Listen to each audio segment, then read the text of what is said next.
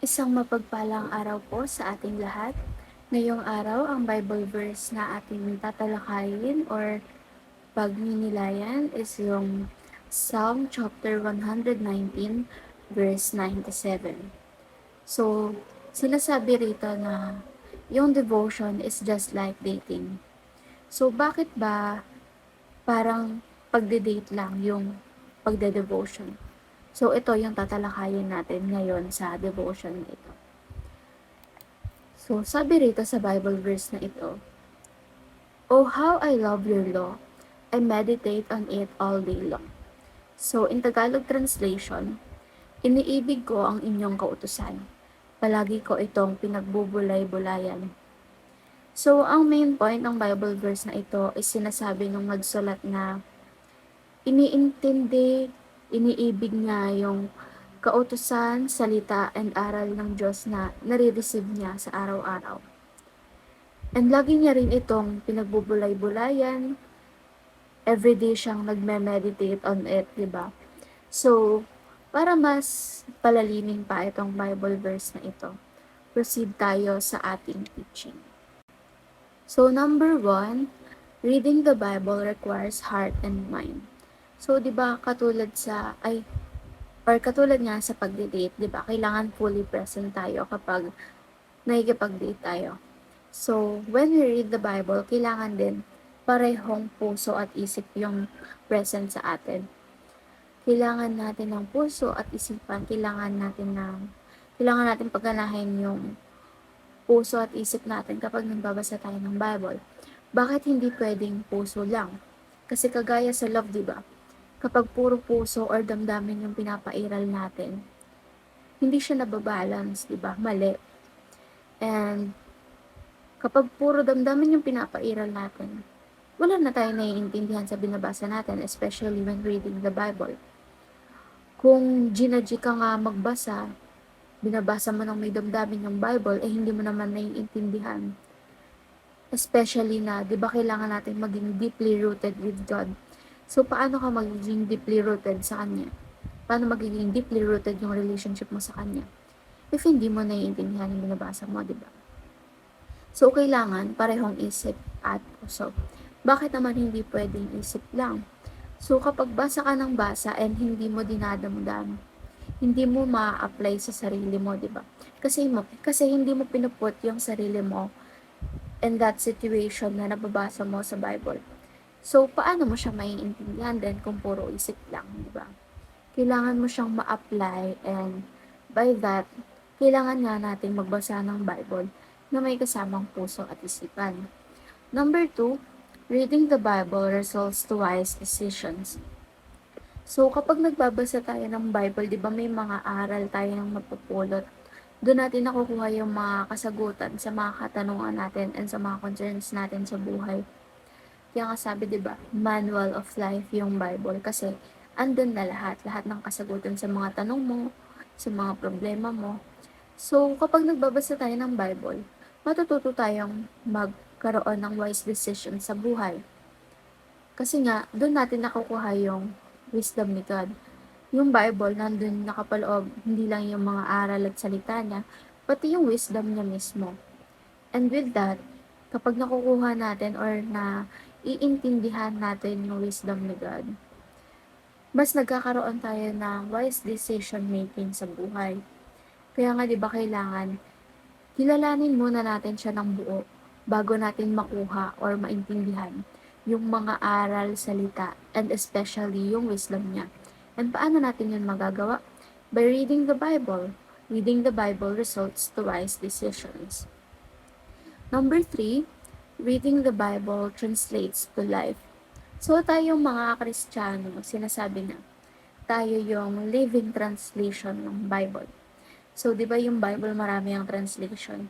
May KJV, King James Version, NIV, New International Version, may mga Tagalog version din na napakarami. So, aside from that, may living translation pala ang Bible, which is us, tayong mga Kristiyano. Kaya nga 'di ba sabi, lagi tayong mamuhay ng ayon sa salita ng Diyos, ng ayon sa kapurihan niya. Kasi tayo pala yung living translation of Bible. So, para kapag nakita tayo ng mga ibang tao, di ba? Sila na mismo yung makakapansin na, ay, eto, ano to, tagasunod to ni Lord. Kasi, nakikita nga niya kung paano ka mabuhay. Di ba? Kung paano mo sinusundan yung mga aral ni Lord. Kaya, tayo mga Christian is, sinasabi nga na living translation of the Bible. Ngayon naman is proceed na tayo sa ating application. Number 1, be fully present in your daily encounter with God. So, nasabi ko nga ito kanina, di ba? Sasagutin ko na rin pala ulit kung bakit parang pakikipag-date lang yung devotion, yung paggawa ng devotion. Kasi nga, di ba? Kapag tayo, kumari, nakipag-date tayo, tapos, hindi tayo fully present, or yung, for example, tayo, yung isip natin nasa trabaho, nasa school, nasa bahay, or may iba tayong iniisip. Di ba may tendency na magalit yung partner natin? Magtatampo at magtatampo yan kasi nakikipag-date tayo na hindi tayo fully present. Wala yung presence natin doon sa pakikipag-date, kundi nandun siya sa iniisip natin. So, ganun din dapat pala. Kapag nagde-devotion, dapat fully present ka. Kasi, ang kinakausap mo or ang hinahayag mo kapag nagde-devotion ka is si God, di ba? So, in everything that you do, na para sa Kanya, dapat fully present ka. Sa pagde-devotion, sa pag-worship, ayan. And dagdag ko lang din, di ba, sabi dito, be fully present in your daily encounter with God. So, araw-araw dapat. In that way, hindi mo puputol kung ano yung nasimulan mo na, di ba? Mas lalong mag-i-ignite yung passion mo in serving the Lord or in communicating with the Lord kapag daily mo siyang ginagawa. Diba? Hindi ka magkakaroon ng dahilan para huminto or tamarin kasi continuous mong ginagawa, diba? Nasasanay ka na lang, parang nagiging unconscious na lang siya para sa'yo na gawin yun parate. So, number 2, be wiser than your enemies. So, paano ba tayo magiging wiser than our enemies, diba? So, yung kasunod nitong Bible verse na tinatalakay natin ngayon, nakasaad doon na yung mga aral ni Lord is yun yung nagiging sandata natin para mas maging wise tayo sa mga kalaban natin. Sa mga diablo, sa mga demonyo, or sa kahit anong klaseng kaaway pa yan, di ba? Kaya, paano ba natin makukuha yung aral ng Diyos? Saan ba natin siya makukuha or maintindihan? Di ba sa Bible? So, when we read the Bible, it results to our wise decisions. And kapag nagkaroon tayo ng wise decision making, doon tayo nagiging wiser than our enemies, di ba? Ayun yung grounds natin para mas maging wiser sa mga kalaban natin. So, anong dapat gawin para maging mas wiser tayo sa enemies natin? Magbasa ng Bible kasi ayan yung nag-lead sa atin para magkaroon nga ng wise decision making na magli-lead din sa atin para mas maging lamang sa mga kalaban natin. Last one, yung be a living translation. So, di ba nabanggit ko na nga ito kanina, tayong mga Kristiyano is living translation ng Bible para tayong Bible in human form. Bakit? Kasi nga, tayo yung nakikita ng mga tao or tayo yung na-experience nila in real life, tayong mga Kristiyano.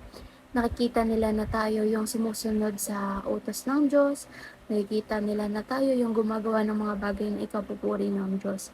Kaya nga, di ba sinasabi, yung dating mga Kristiyano raw is napakadaling ma-distinguish sa isang community. Gawa ng yung way of living nila is kakaiba sa ibang mga tao. Kasi nga, sinusundan nila yung pattern of way of living ni God. So, dapat ganun din tayo. Gawin natin yung sarili nating living translation para nakikita agad ng mga tao or na-identify nila kaagad na Christian tayo kahit hindi natin ipagsigawan. So, hindi lang pala tayo dapat maging living testimony, di ba? Dapat maging living translation din tayo.